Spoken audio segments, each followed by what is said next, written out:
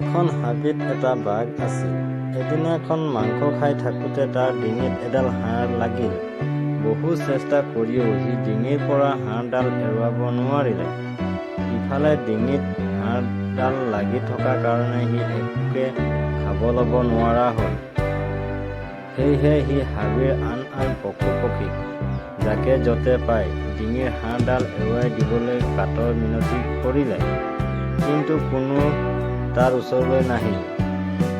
সকলোবিলাকে ভয়তে পলায়। এইদৰে হাবিৰ মাজত ঘূৰি ফুৰি বাঘটোৱে এটা বগলীক লগ পালে। বগলীক দেখিয়েই বাঘটোৱে বৰ আদৰেৰে মাত লগালে, "হেৰা বগলী বাই, কাম এটা কৰি দিব পাৰিবানে?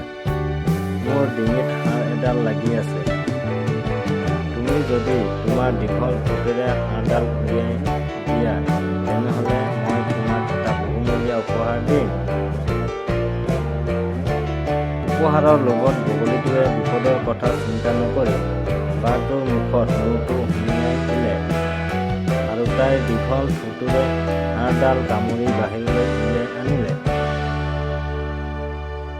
হাড়ডাল উলিয়াই অনাৰ পিছত বগলীটোৱে বাঘক ক'লে, "এতিয়া মোৰ উপহাৰ দিয়া।" বগলীৰ কথা শুনি বাঘটোৱে গৰজি গৰজি ক'লে, "কি কৈছ? তোক উপহাৰ লাগে?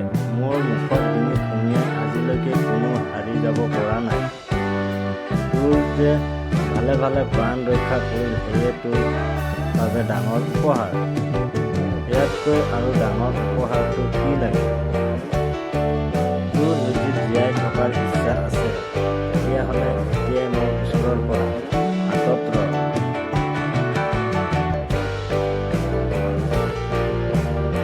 বাঘৰ কথা শুনি বগলীটোৱে ভয়তে সেই ঠাইৰ পৰা আঁতৰি গ'ল।